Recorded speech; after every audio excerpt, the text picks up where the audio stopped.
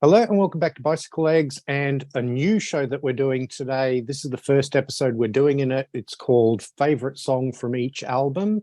Today, I'm very grateful to have Steve Schnee from his own YouTube channel. You'll know him for the CD Junkie and This is Ski Lodge, among other wonderful programming. Steve, wonderful to have you on the program. Thank you for joining me. Thank you, Daniel. I appreciate this very much. I've been looking forward to this for quite a while. Yeah. So today we're going to be looking at the catalogue of 10cc. And what I thought was, rather than doing a ranking or something like that, yeah, great shirt, we would pick our favorite song from each album. So we'll go through them chronologically and we'll just talk about our favorite songs on these albums. And yeah, I mean, I got into 10cc sort of as a kid, you know, the hit songs that were on the radio and that sort of thing. I don't know about you, Steve, but when did you first get into them? 75 with I'm Not in Love, because the stuff off the first two albums really didn't get airplay here in the US. So we weren't, or was that 70? Yeah, 75. You know, so they weren't playing anything off of the self-titled album or sheet music. And if they were playing it on really obscure stations. But I was a kid. So at that point, I was probably listening to a lot of AM radio with my mom. So I wasn't listening to any of the odd radio stations, you know, the album rock, if they existed at that time. Yeah. No, I mean, it was probably the same for me. I mean, it was a little bit later for me, but I was listening to a lot of AM radio in the car with my parents. And they would listen to sort of, you know, easy listening stations and that sort of thing. And 10cc would get quite a bit of airplay on there. And then we would just come to discover the film clips and that sort of thing as we went along. So, yeah, so let's get into it. And we start off with the debut album, just called 10cc. Or I noted this in my July anniversary album show, because this album just turned 50. Here in Australia, I don't know if you can see that, the album was actually called Rubber Bullets. Wow. So they did that a couple of times here in Australia. They did it with the Suzi Quatro album. Like, her first album was self-titled, but here they called it Can the Can. So Right. So yeah. So what's your favorite song on the 10cc debut album? You know, this was a tough one. Like most of the other ones, if not all of the other ones, I guess I would say, it was a definite. First thing that came to my mind was a definite song. This one here, I had to choose between three. And I won't tell you what the other two are until after you tell me, but I'm going to go with The Dean and I. Yep.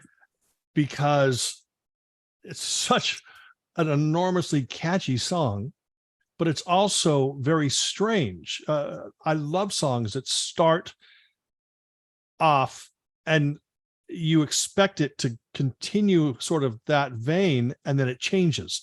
So the song starts off with a humdrum days and a humdrum ways, and it does that repeatedly for I don't know how many bars or whatever, and then it kicks into the song. And to me, I love artists that will either keep you guessing or will just change things at the drop of a hat. And 10cc were so known for doing that. It's a very simplistic way in this particular song, but still very creative, and absolutely love that song. Yeah. Oh, it's a great choice. It was definitely one of my contenders too. 10cc were sort of masters of that sort of subverting expectations in a song, weren't they? Where they'd start off with one thing and then go into something completely different. Yep. It's a great song. It was definitely, like, I've picked a couple of songs for each album so that we don't double up on things. And that was basically one of the two that I'd picked. But the one that I'd picked first and foremost as my favorite song on the album is Fresh Air for My Mama. It's an absolutely gorgeous, slower song. I'm a sucker for that really sort of creamy Kevin Godley vocal. And he sings it absolutely beautifully. So that's why I've gone with that one. It's probably the only really slow ballady song on the album, except for like a couple of the doo-woppy songs like Donna and Johnny Don't Do It, which are done a lot more tongue-in-cheek. This is one of the more sincere songs on the album, rather than being a pastiche, as it were. So I think that's why I sort of went with this one, because it's, as I say, apart from anything else, it's just an absolutely gorgeous vocal from Kevin Godley on this song. It's very rare that you're going to have a band with 4 amazing vocalists. Yes. You know, and so you've got these 4 musicians who can play many instruments, and all 4 of them are great songwriters and great vocalists. And I recently did a video where I went through 10cc's catalog, and the way that I described it is, I mean, I sort of compared it to the Beatles, because not since the Beatles was there a band with this much creativity and power in songwriting and the vocals. It's very different than the Beatles, but just truly a stunning band. Yeah, absolutely. So then we get on to the second album, Sheet Music. You know, this one is absolutely right up there for a favorite album of 10cc for me. It's a shootout between this and one of the other albums that's coming up shortly. Just stunning from beginning to end, this album, isn't it? Absolutely. Especially since, again, you know, that whole thing where you expect another album full of Donnas and Johnny Don't Do It's and Rubber Bullets and things like that, because there was a lot of it. In a sense, I think people misunderstood 10cc off the first record, because I think that maybe they thought they might be a novelty band, because the hits were kind of glammy 50s type pastiches. And this album blew that out of the water. Said, sayonara, debut, we're going in this direction. And it's just an amazing collection of songs. So what's your favorite on this one? Old Wild Men. What both Eric Stewart and Kevin Godley give great vocals on that, and it's a beautiful melody, and it's haunting, and it's just absolutely stunning. It is. It's.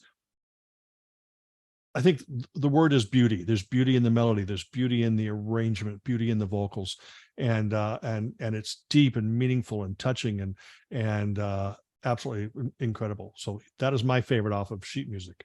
That's a brilliant choice. I mean, you know, I could easily have gone with that for the same reason that I went with Fresh Air for My Mama, because of those gorgeous vocals. Yeah. But and I mean, have you ever seen the 1974 BBC performance on YouTube? I don't think I have.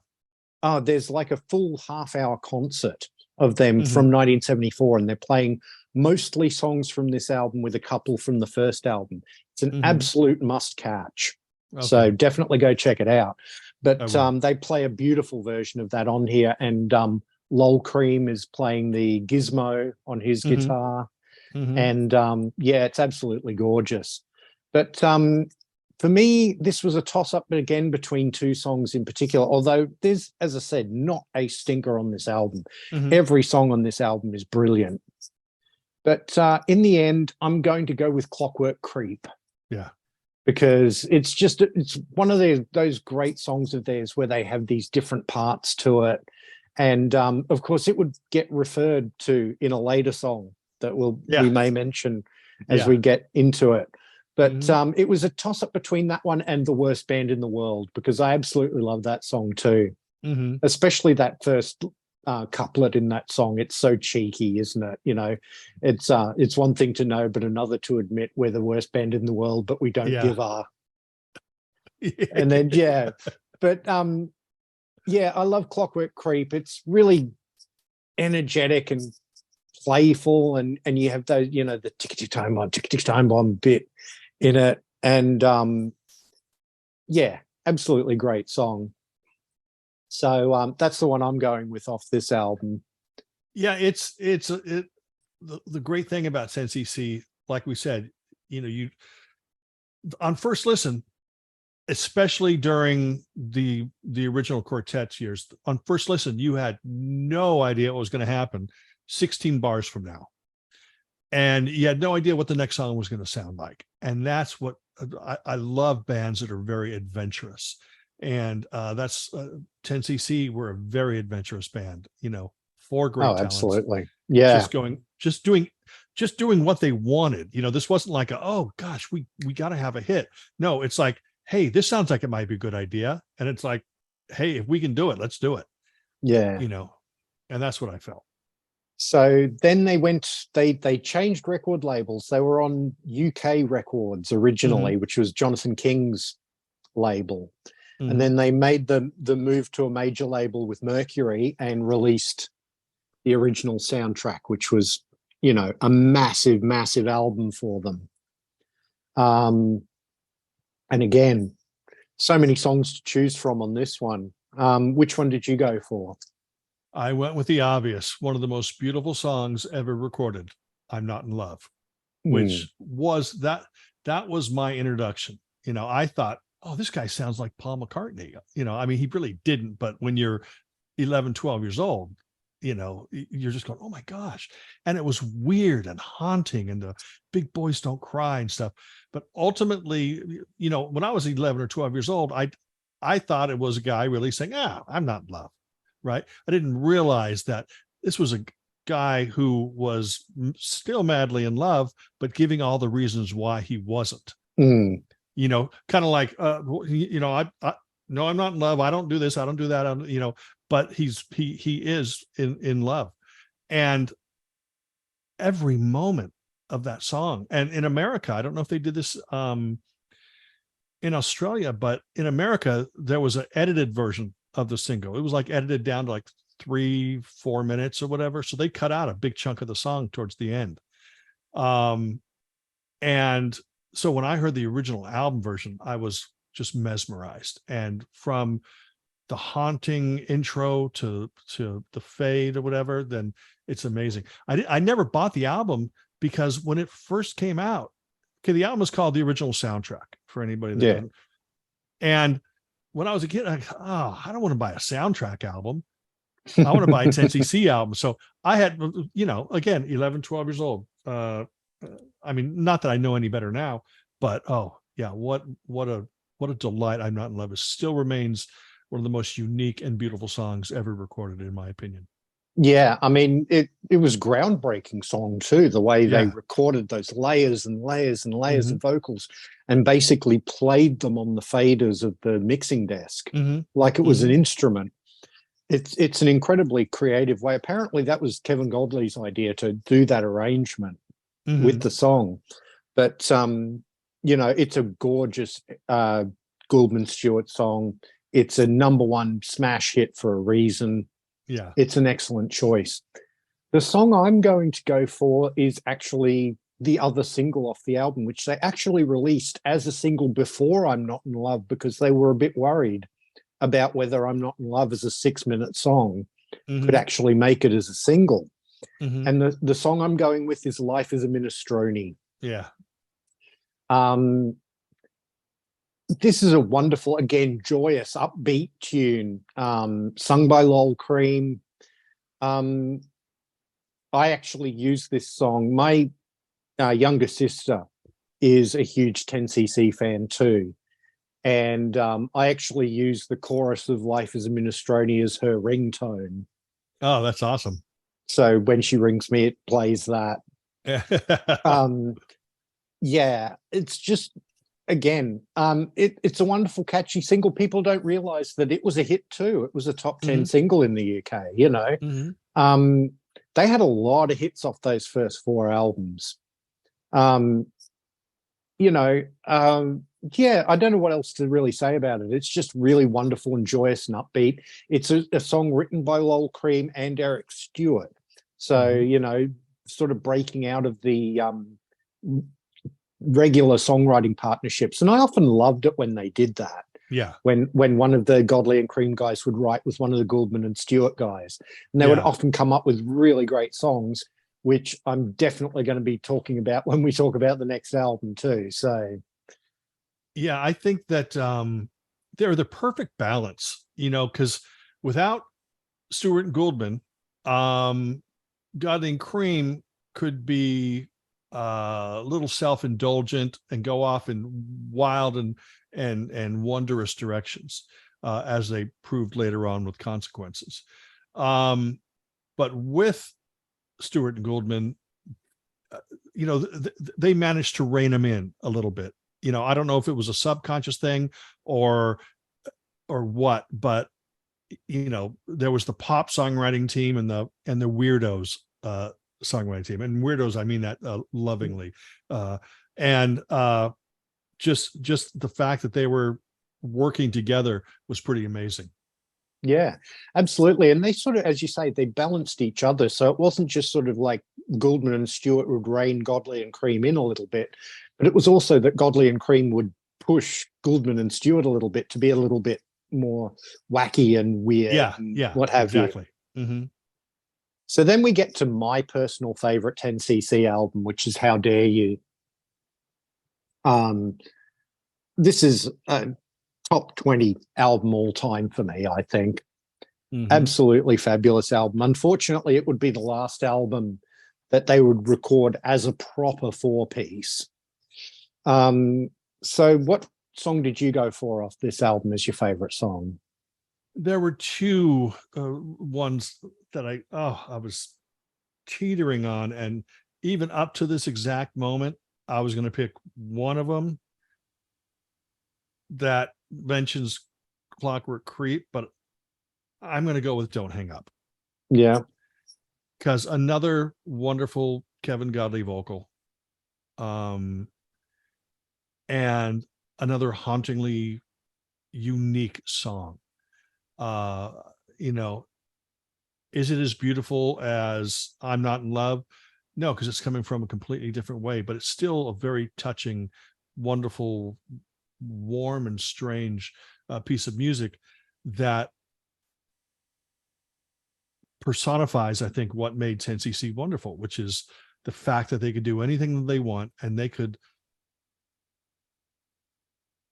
create art that could touch you on many different levels, emotionally, and I think Don't Hang Up is just a fabulous song. Yeah, it is. It's beautiful. It's sincere and it's heartbreaking. Yes. But again, with it being a Godley and Cream song, it had to have that little bit in the middle, doesn't it? It's like it's sort of very gentle and quiet and all that, and then you get that sort of more upbeat section in the middle. The leave alone. Yeah. But yeah, I mean, I could have chosen almost any song on this album. Probably the only two that weren't contenders, and I still love both of these songs. Probably the only two that weren't contenders as absolute favorite were Rock and Roll Lullaby and Headroom. Mm-hmm. They're still both really good songs. I love them both, but I would never call either of them my favorite on the album. Any other song on this album I could pick on a various day. But I have I almost went with Art for Art's Sake, because I think that is possibly my favorite 10cc single of all time. Mm-hmm. Just a cracking song. Yeah, absolutely. But in the end, I went for one which I have, again, a sentimental sort of connection to, and it's probably one of the strangest songs on the album, and that is Iceberg. Mm-hmm. Again, mixing the songwriting teams, because that one's written by Kevin Godley and Graham Gouldman. Mm-hmm. And they both sing lead vocal on it. And I love it because it's got that strange, edgy weirdness that you would get more in the Godley and Cream albums. Yeah. But also, I have a sentimental connection to this song because when my son was younger, like talking about sort of 10, 12 years ago. He and my sister, who he is absolutely attached to, they got this little puppet Santa. It was around Christmas time. And they got this little puppet Santa. And my son would make him do dances to the song Iceberg. In particular, he would do this wonderful little dances to the bit in the middle of it.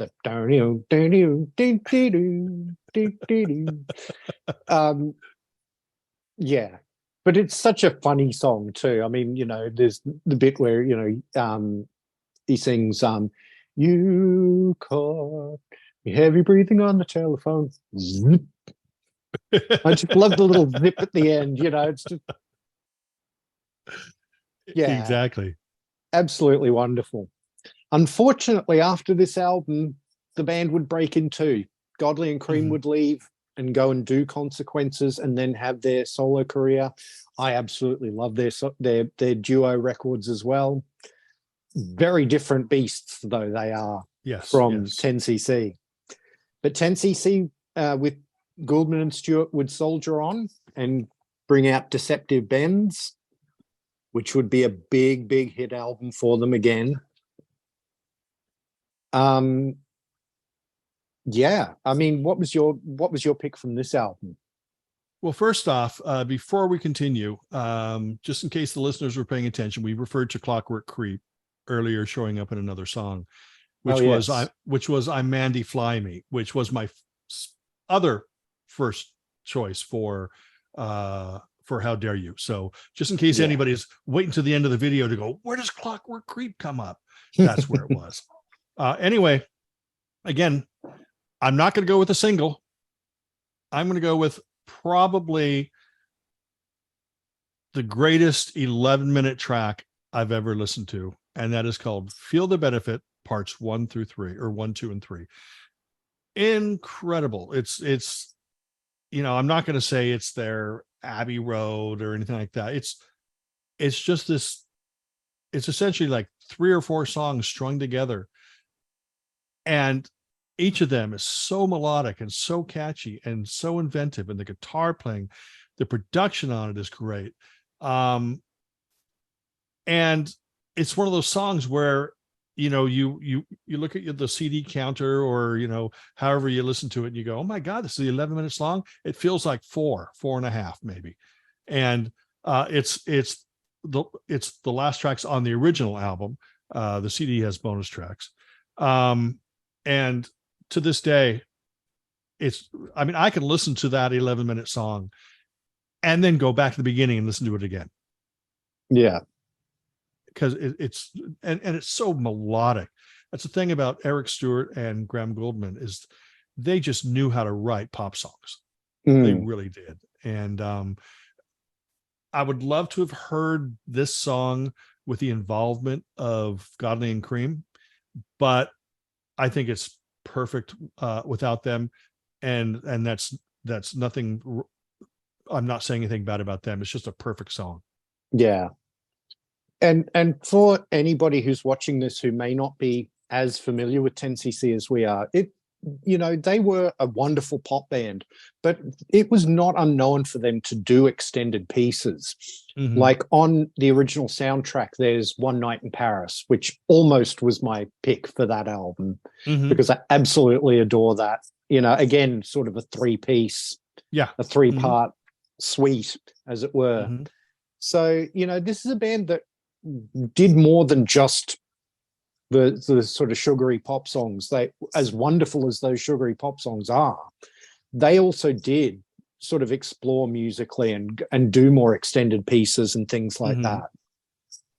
So definitely go and check them out. If you only know the sort of the 3 or 4 hit singles that are on the radio with this band, you definitely need to go and explore more deeply into the catalog. Yeah, and Feel the Benefit, the song that I chose, it's not one of those things where it's just an 11-minute song. It's basically at least 3 songs sort of coupled together. It's almost like a suite of songs, so don't be afraid of jumping into the song, because the way it starts is not the way it ends, you know. And so anyway. Yeah. Well, what I'm going to pick from this album isn't the single, it's the other single, and that is Good Morning Judge. Yeah. Because this is probably the song on the album that most reminds me of those first four 10cc albums. It could have fit on the original soundtrack or How Dare You. It would have absolutely fit in.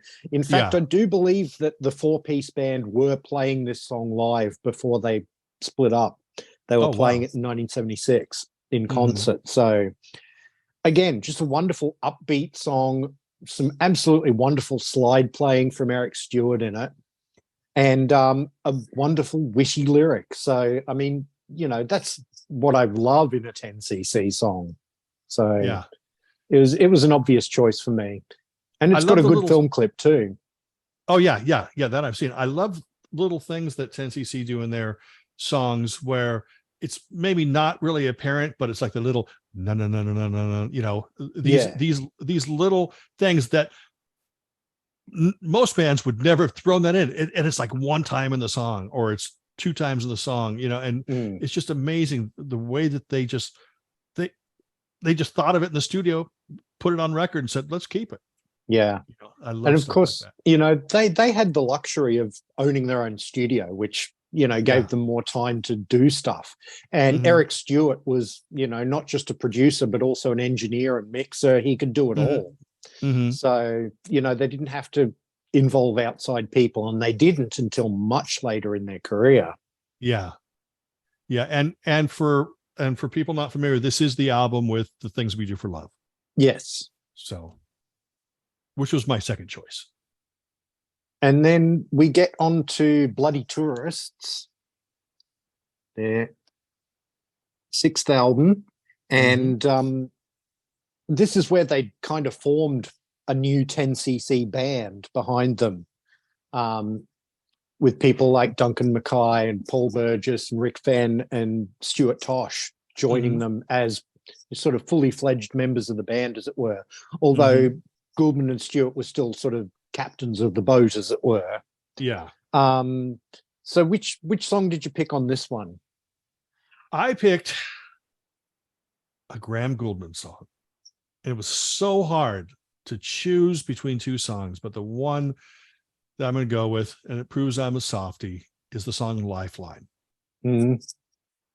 Which, I'm sorry, I love these guys, but Graham Gouldman always, he's that guy. I go, if I play a 10cc album, I need to hear Graham Gouldman in the background, or I prefer him singing lead, but he's such a distinctive voice and such a great songwriter.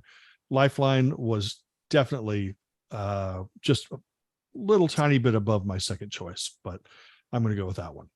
Yeah.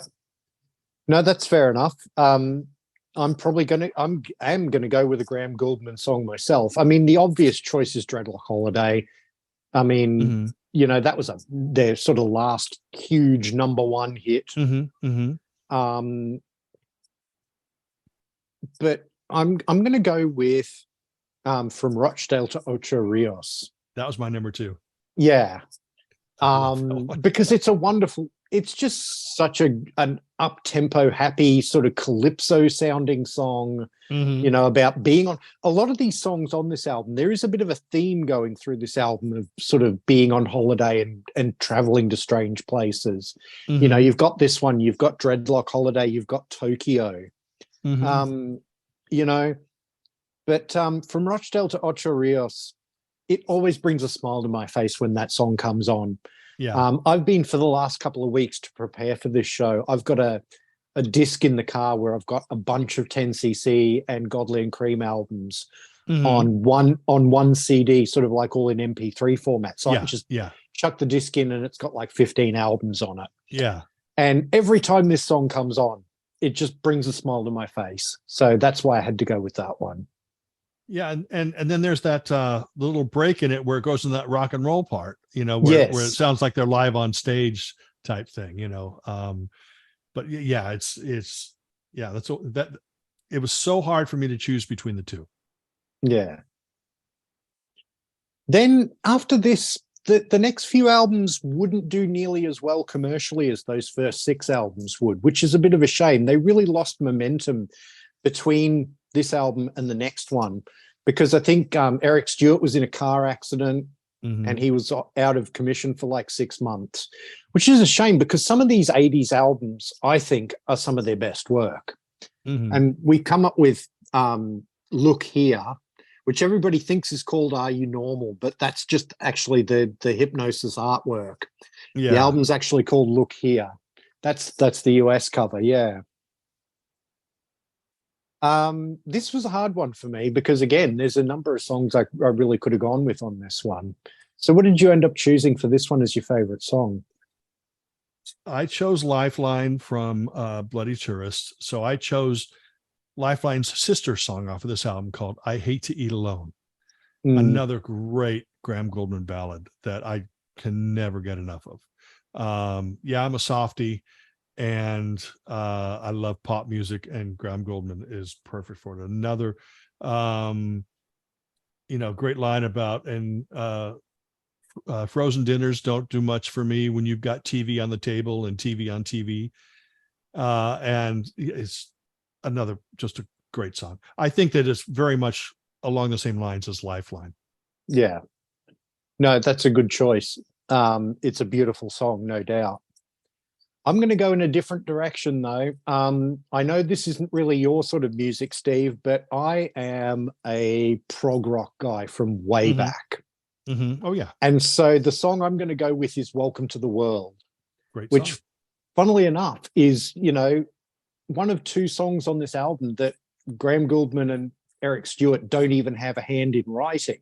It was written by Duncan Mackay and Rick Fenn, although Eric and Graham do the vocals. Yeah. But it just that opening tumbling organ riff on it, just that could be on an Emerson, Lake and Palmer album, absolutely could hear that on there. And the other thing I love about this song is normally Graham Gouldman's bass is, functional to the song. It's in the background. It's doing its job. He's right up front on the bass on this one. He's right heavy in the mix. He's playing some bass chords and doing some really funky things on it. It's nice to hear Graham sort of up front in the mix on the bass. Yeah. So it's the other reason I really, really went for this song. I will give a honorable mention to the opening track, 125, which I think is a wonderful opening song as well. Yes. It takes like a minute and a half to spell out reggae when they go through. Yeah, it's just, yeah. You see, I have to admit that when the first time I heard this album, I thought, not one of my favorite 10cc albums. But when you go back and you revisit stuff, and you've already just erased your expectations, and then you're able to listen to it with whole new ears. Like It Doesn't Matter at All is another great pop tune. So Eric Stewart song.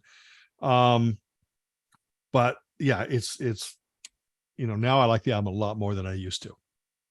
Yeah, absolutely. I think this album gets a bit of a bad rap, as do the next couple. And I probably like them at least as much, if not more. I know this is going to be a hot take.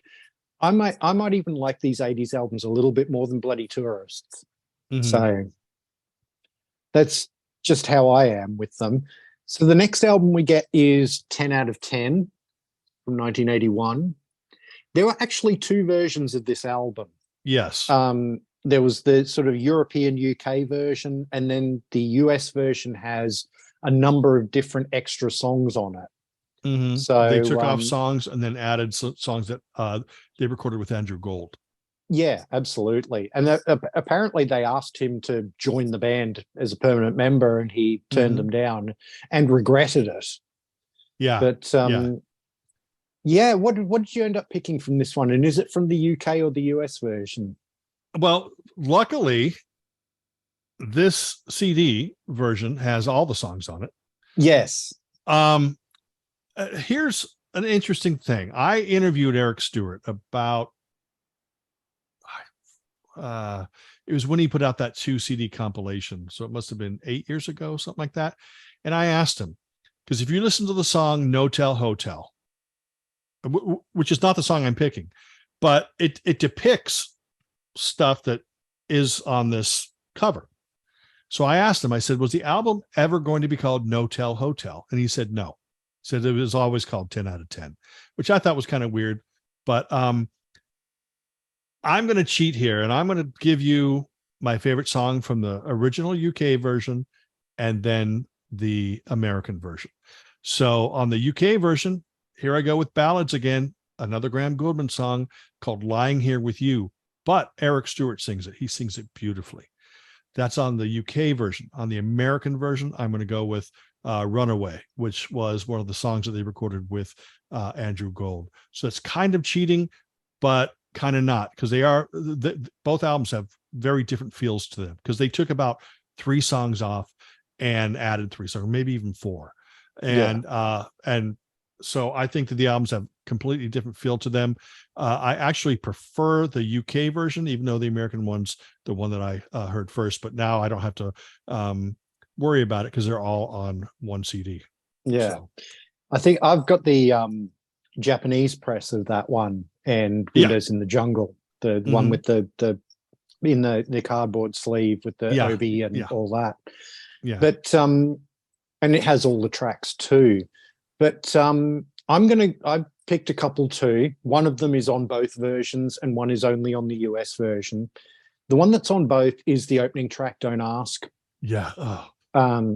Just a wonderful song. I really don't know how else to describe that one other than it's just a really great up-tempo pop song. Really hooky and wonderful. Just love it.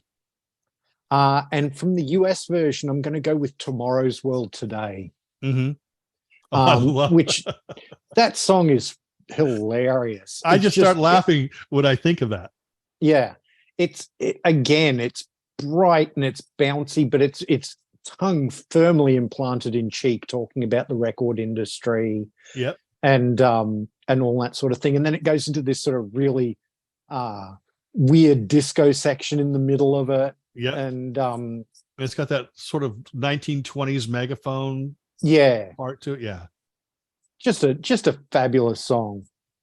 Absolutely love it.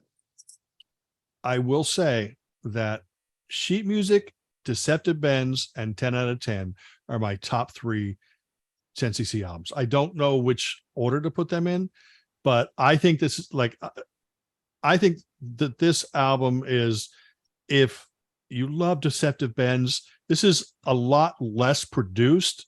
It's more refined. It's more of the 80s kind of I don't want to say new wave, because it's not really new wave, but it's not big and bombastic. It's really it's just a very clean production, isn't it? Yeah. It's like no frills, no sort of bells and whistles. Yeah. But it's a fantastic album. Yeah, absolutely. Then we get on to their last album of the 80s, and it would be the last album they would do for 9 years, and that is Windows in the Jungle. Had a bit of a difficult birth, this album, I believe.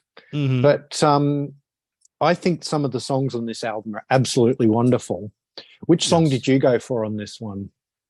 It was a hard choice, but I went with the single, the Uma Shamsa Uma, Feel the Love.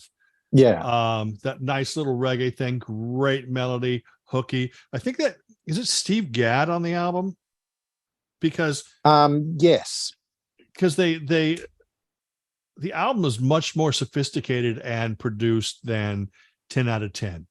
It's kind of like they recorded 10 out of 10 and the label said, "Oh, you didn't use up all your recording dollars." And then they go, "Oh, well, let's add that to our next album and we'll give it a bigger production again." And this kind of seems like it's just more produced and more sophisticated and more layered than 10 out of 10. And also I noticed that there's a lot less Graham Gouldman on this album, which is really disappointed for me. Well, I think all the lead vocals are Eric Stewart on this album. So Yeah, it is a disappointing, but yeah, I mean, it's a good single. I'm going to go with the opening track again, Yeah. 24 Hours.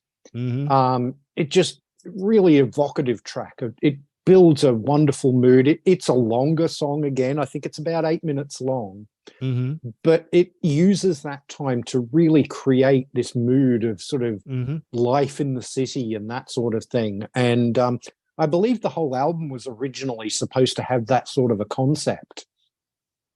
They wanted to kind of do a concept album, but Mm-hmm. then the record company was sort of leaning on them for hit singles, and Yeah. so they had to kind of compromise it a bit. But I absolutely love 24 Hours, the way it sort of evokes that mood of sort of life in the concrete jungle, as it were. Yeah. And you know, I would have loved to have heard what the album would have been like if they'd gone through with that concept in its Mm-hmm. entirety. Mm-hmm. Yeah, it's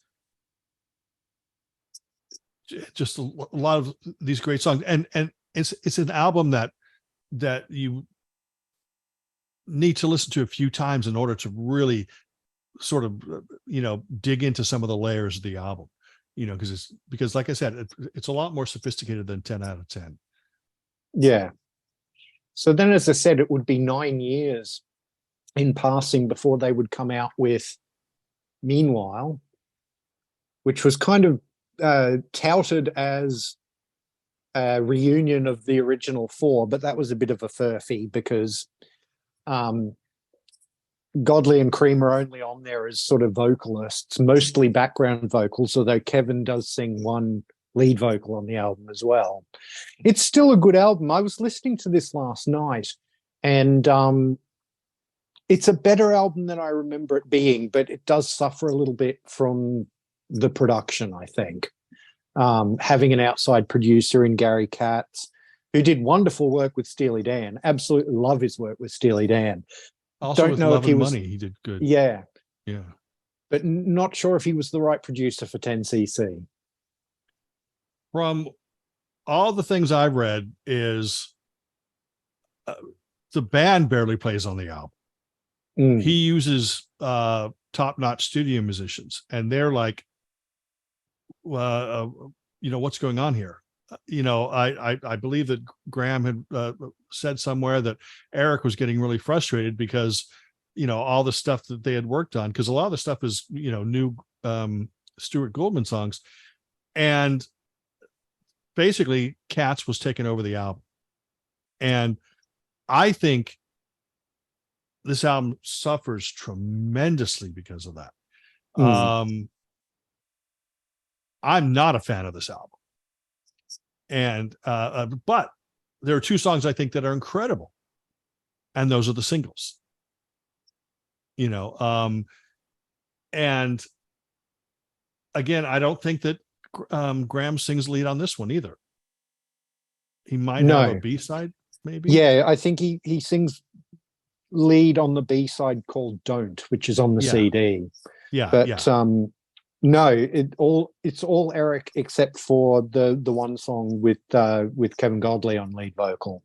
Yeah, and I don't think Godley or Cream were in the studio at the same time together. No. And I don't know if they were even in the studio same time as Stewart and Goldman. Kevin Godley definitely was, because I've read in the Wikipedia article for this album, Kevin talks about going to New York for 2 days and having a nice breakfast with Eric and Graham, and then going and doing the vocals that he did for the album. So he certainly did. I don't know about Long, but yeah. But my favorite is going to be Woman in Love. Yep. It's just a great single. I think they did a little edit of the track maybe for the single version, but it's again it's kind of overproduced, but it's got a great little hook that comes up at the chorus, and yeah, that's going to be my choice. I think it's definitely the standout of the album overall. Yeah. Period. Yeah, well, you mentioned the two singles. I mean, I Mhm. very nearly went with the other one, which is Welcome to Paradise. Yeah. Just a fabulous song, but I'm going to go with Wonderland. Mm. I don't know. There's just something about that song really connected with me, especially when I was listening to it last night. Hmm. I just sort of went, yeah, that's the one. You know, I don't know Yeah. how else to explain it, but that one really grabbed me. There are, I think, 4 or 5 really good songs on this album Hmm. that would sound so much better if they'd produced the album Yeah. themselves. Yeah. I But totally agree. yeah. Speaking of albums where I'm not a fan of the production, we get to the final 10cc studio album, which is Mirror Mirror. Again, I don't Yes. know. I've got the Japanese version, and it comes in this strange jewel case, which is sort of thicker than a regular jewel case, but not as thick as a like a Fat Boy or something like Uh-huh. that. It's Uh-huh. just like if you were putting it into one of those slot CD Yeah. Uh-huh. towers, it would not fit. It's a really strange size. How many tracks on that? 15.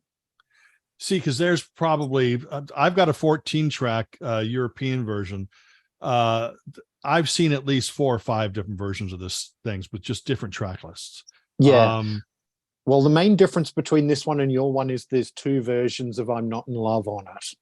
yeah, this one Um, has just the one. This one just has acoustic on it. yeah, and this one's also got the rework of art mix. Okay. Okay. And the track listing is completely like the songs are all in a completely different order. Yeah. Yeah. Um, and for the record, apart from the acoustic version of I'm Not in Love, Stuart and Goodman did not work on the album together at all. No. It's basically um half of a Eric Stewart solo album, half of a Graham Gouldman solo album, and I forgot the name of the guy who produced the album. Adrian Um Lee, I think it was. yeah, he's the link. He produced all of Eric stuff or plays on Eric stuff and Graham stuff. So he's the link between the two. They don't play on each other's tracks. You know, it's not like Eric did a song and then Graham added backing vocals. No, it's half of a solo album for each artist. Yeah, Um, absolutely. and so it's disjointed, but it's got a lot of great songs on it. I think so. My choice is not a 10cc song at all. In my opinion, it's a Wax song. And that is a song called Ready to Go Home, which is written and performed by Andrew Gold and Graham Gouldman. And Eric Stewart has nothing to do with it. Graham Gouldman doesn't sing. It was released as a single. And in the video of Ready to Go Home, you see Stewart and Gouldman, through the whole video. You don't see Andrew Gold, even though he's singing lead on the song. Very strange, but absolutely a wonderful track. Beautiful, Yeah, beautiful song. Haunting. absolutely. And it was absolutely my pick as the best song on the album too. I I'm will sorry. mention another song. No, that's fine. I think it's head and shoulders above anything else on the album. Yes. Yes. Also, I will mention to my viewers, and I know Steve already knows this because we've discussed it on Facebook, but the band Asia did a wonderful version of this song too Yes. on their Aura album from, I think it was 2001. Yeah. John Payne's Asia. Yeah, absolutely. Yeah. I did a video last year, like one of my In Defense Of videos where I take an album that people don't like so much and sort of defend it. With this one, when I did Asia, I didn't do just one album. I did the whole John Payne era. Oh, I love the John Payne era. Yeah, absolutely. I think it gets sadly overlooked. Mm-hmm. But the other song that I absolutely love on this album, and again, I was listening to this last night, is a song that Graham Gouldman collaborates with Tim Rice on, and that is Monkey and the Onion. Yes. Yep. It's a gorgeous song. It's basically just Graham singing it and some orchestral backing. But it's not a syrupy, sappy orchestral backing. It's a really nice, crisp orchestral backing to a lovely song. Tim Rice obviously is a lyricist, so I'm assuming he wrote most or all of the lyrics. It's an interesting little tale in the lyric Again, you know, it doesn't really sound like 10cc because none of this album really does, because it's really two solo albums smashed together. But yeah, that's the other song that really sort of appealed to me when I was listening to it last night. I find a lot of the production on this album very 90s sounding and very, like, especially on Eric's songs. Like they're very, they've got those sort of digital synths that really make it sound very dated. Yeah, they sound like Eric's albums. Like he had a couple albums like Viva la Différence and oh, I'm sorry. Is it Fruity Rudy's? No. Fruity Rudy's was earlier. Oh yeah. I'm talking he released 2 albums in the 90s. I've got him over there on the table because I'm going to do a video about him. But he had a couple albums like something like Ben or Fragile or Ben, I don't, but they sound very much like these songs. Like they could have been taken from those same sessions. And I'm neither Team Stewart or Team Goldman. I think they're both immensely talented. I think Godley and Cream immensely talented. I'm the pop kid, so I'm going to lean towards the Stewart and Goldman stuff that they did. But I would plunk down money for solo albums from any of these guys because they're all incredible. Yeah, truly amazing. And together it was beyond explanation. You have to experience 10cc. Absolutely. That's a wonderful place, I think, to wrap everything up. So thank you so much, Steve, for doing this show with me. Can you please let my listeners know where they can find you on the internet? You can find me at my YouTube channel, which is just under the name Stephen Schnee. That's StephenSchnee. And I talk about CDs, and it's not really the format. It's talking about music.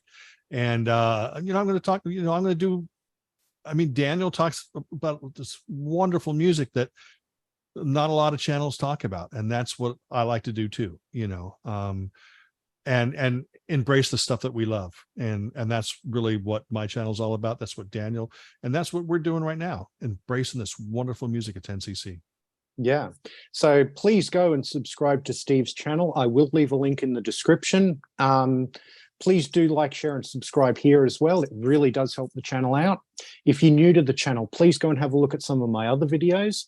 Everything's playlisted. So if you want to look at some of my studio albums ranked shows, there's a playlist for those. If you want to look at some of my In Defense Of shows, there's a playlist for those. And if you want to see my appearances on other people's channels, I also have a playlist for those. Steve and I have done a couple of wonderful shows over on Rock Daydream Nation with Peter Kerr.